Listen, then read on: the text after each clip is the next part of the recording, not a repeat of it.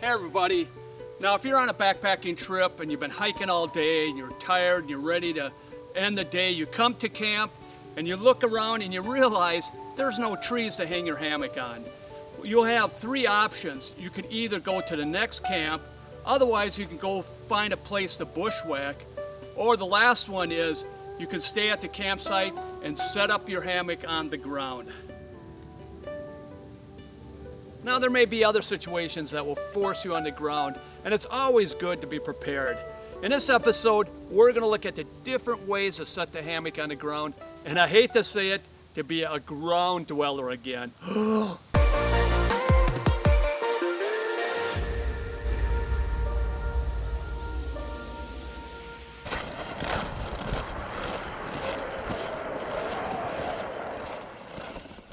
Now the first thing you want to do is find a surface that's level, that's free of rocks, roots, sticks, or any type of duff that may be on the ground.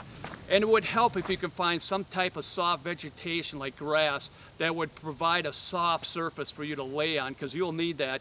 And also, what is very important, you guys, if there's a chance of rain, always look for the highest piece of ground that you can find.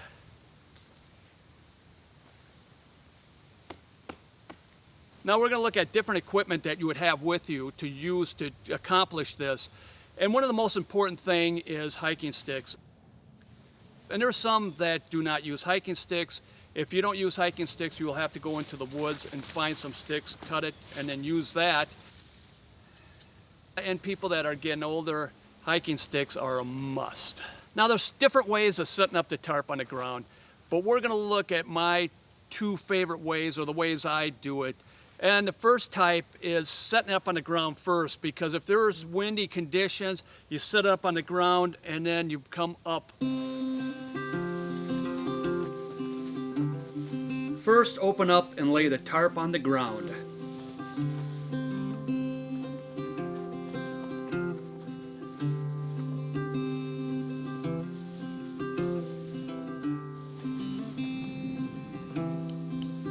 Then stake out the four corners of the tarp and attach the guidelines to the stakes.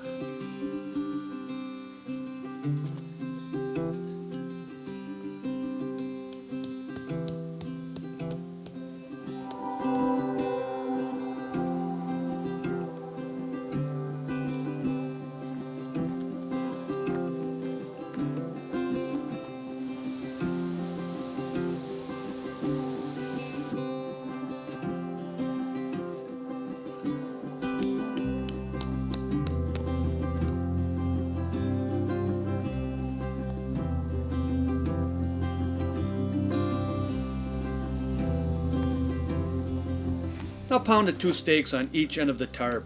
You'll want the stakes pounded in at about a 45-degree angle, straight out about 6 feet, 2 meters from where you would want to attach the ridgeline.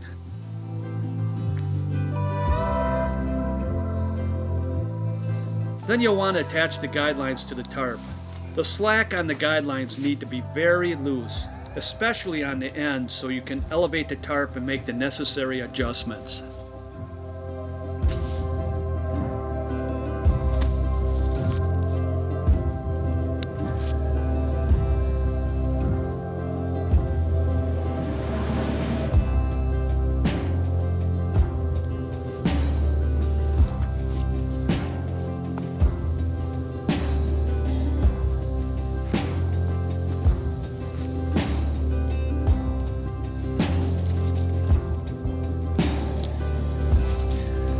Take the hiking poles and set it at the desired height that you would want. Flip the poles upside down and put its tip into the D-ring on both ends. Then lift the tarp up with the hiking poles until there's enough tension to hold the poles in place. Then tighten the guidelines on one corner, but not too tight so that the hiking poles will fall. Then tighten the other corners, but again, not too tight.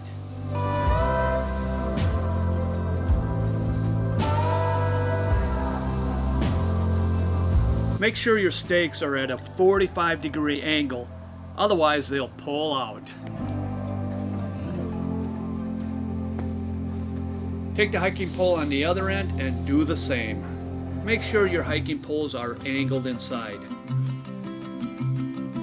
Now it's time to adjust and tighten all 6 connection points.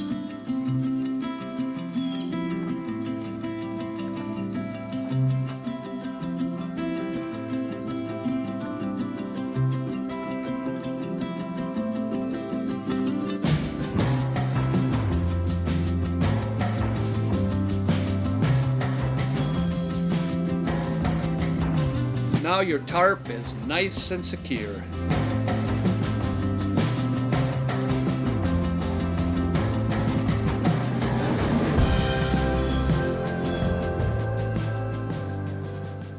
Now that's how you set up the tarp the first way.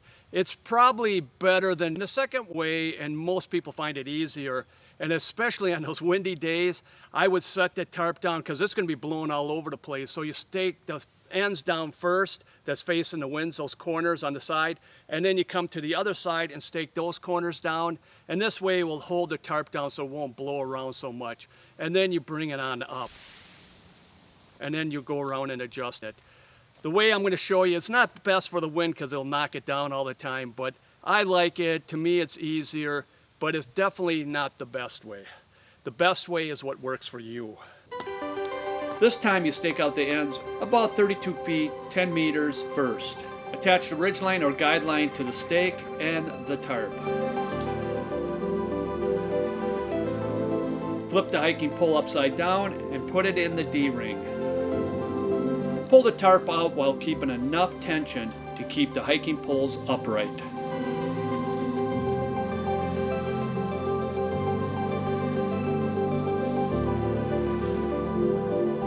While keeping enough tension, insert the other hiking pole into the D-ring.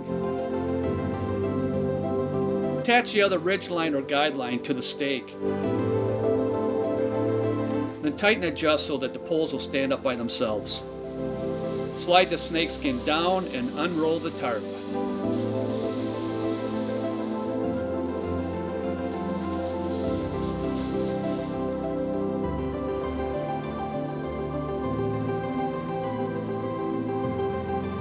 Then you'll want to angle the stakes out about 15 feet, 3 meters from the poles. Then pound them in and attach to the guideline and the tarp.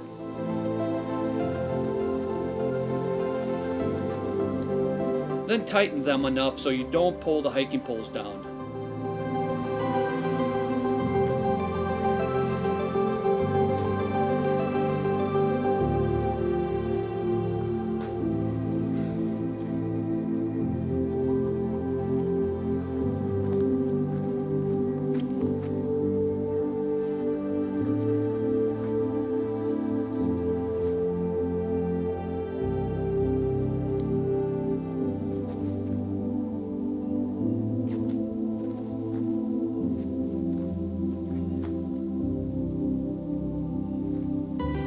Then make sure the hiking poles are angled in.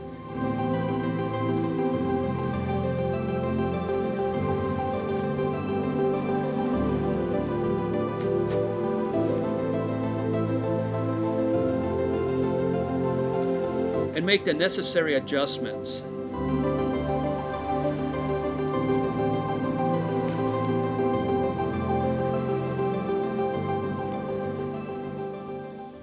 Now the ground is wet because it rained last night, and you should always have some type of ground tarp. I always bring this ground tarp from Hammock Gear. It's a big ground tarp, and because the ground is wet, I'll take out my trash compactor bag. I'll use that to put the hammock on top, or if you have any other tarp, that would help.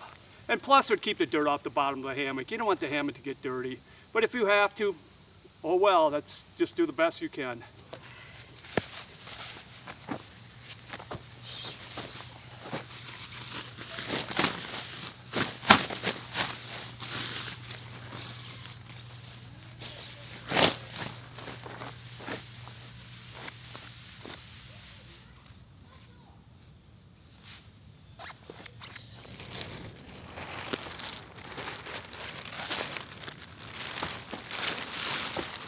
If you're using a trash bag, have the opening inside to keep the rain and wind out.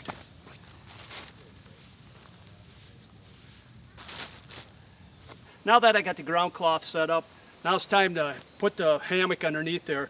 And first you want to set up the suspension. I like to use a cinch buckle. You can use a whoopee sling knots like a Beckett hitch or even a daisy chain, whoopee slings. But these are probably, the cinch buckles are probably the easiest to adjust. So first I like to take off the carabiner, then use that loop and put that around there.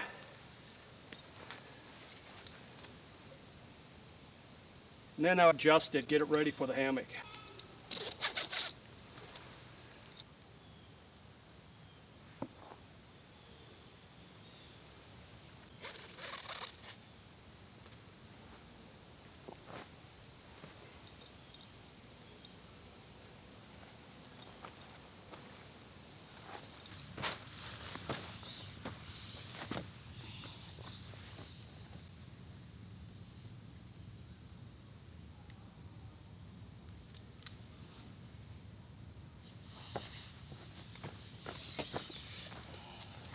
Then tighten the suspension to find that perfect height.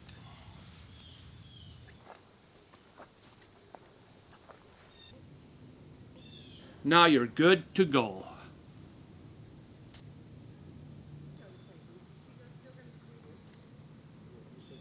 Now, like I said earlier, you want to find the softest ground. I found grass. I cleaned off the surface, got the duff off, the sticks, and it's pretty clear surface.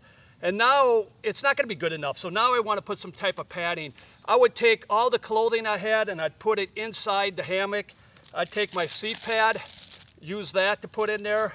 And you can also take out the padding that's in the back of your backpack if you have one and use that also. The best would be a thermarest pad or some type of a mat, a foam mat underneath you, but you're not going to have one, so we're not going to even look at that. Another thing you can do, if you have people that are with you, you can ask them if they have any extra things that you can use to put in there to cushion the bottom so you can sleep a little bit better. So now what I would do is take this and put it inside my hammock strategically around, especially in my core area where I know I'm going to need the padding, especially on the hips. So now I got the hammock adjusted where I want it. I got the bug net high enough on the ridge line. It's not going to fall down if I lean my head on the side there. It gives me enough room. Got my padding, I'm going to put that inside.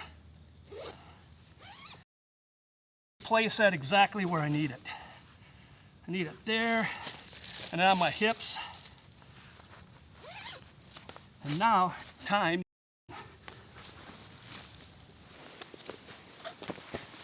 Then get in.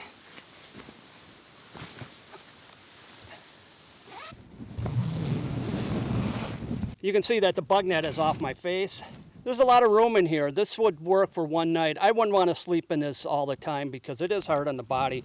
But you can see it by my feet and my whole body. There's plenty of room in here. See how that ridge line is holding up that bug net really nicely. This is about perfect. You don't want to get it too tight because it put a lot of stress on those poles.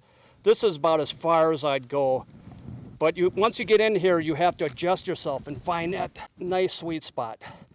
You can see there's no tension up here. None down by my feet. Now another thing I would do is I take my underquilt and put it underneath me. It wouldn't give me much cushion or insulation because I would be crushing that loft in the down. But on the side it would kind of loft up around me and it provides some kind of comfort. But a mat, especially a closed foam mat or even one of those blow up mats or a thermocell would be the best. But who's going to have them? So you got to take what you have and use what you got. And it isn't too bad, but I'd rather be hanging between two trees than on the ground. Now the tarp that I'm using is from Superior Gear. It's called the Superior Shelter. It's a new tarp that I got and I really love it. And it works really well for this ground setup. And right now I think it's one of the better tarps out there, if not the best tarp. It has 8 tie-out points on each side. It just would work great for this. Instead of having 2 connections for guidelines, I would have 4 tie-outs. If the wind was coming towards the tarp, I'd put all 4 tie-outs out and it would hold us nice and secure.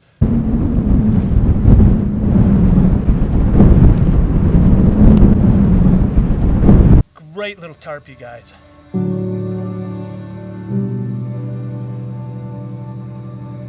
Now the best part of the Superior Shelter is those snap-on clips are connected to the tarp and one to the guideline, and you just clip them together. And they also have a built-in guideline adjuster, so it makes this process setting up on the ground so much easier, and also in the tree. I did a tutorial on this a few months ago on the Superior Shelter, so check it out, and also I'll leave a link down below. Now the hammock I'm using is from Dream Hammock. It's a Dream Hammock Darien. Now the two ways I just shown you is a worst case scenario. If you come to a campsite or an area where you're going to set up and there's small trees, use those small trees. Attach your ridge line for your tarp and also the hammock on there. It'll make it much easier to set up and more secure, especially in the high winds. And even if there's just one tree, you guys, attach that one tree. Use the pole on the other end, and that also will make it a lot easier. And you guys, always improvise, always be creative, and always do what works best for you. Now I hope you never have to sleep on the ground, because it really defeats the purpose of the hammock, hanging between two trees off the ground, up in the clouds, having the fabric conform around your body, leaving no pressure points, and also giving you the best night's sleep instead of sleeping on this hard ground that just kills your back. Well, I hope you found this video to be helpful and insightful, and if you have any questions or comments, please write them down below. I'd love to hear from you. This is the Marine. Thank you for watching, and God bless. Appalachian sunrise meets my skin, even with my eyes still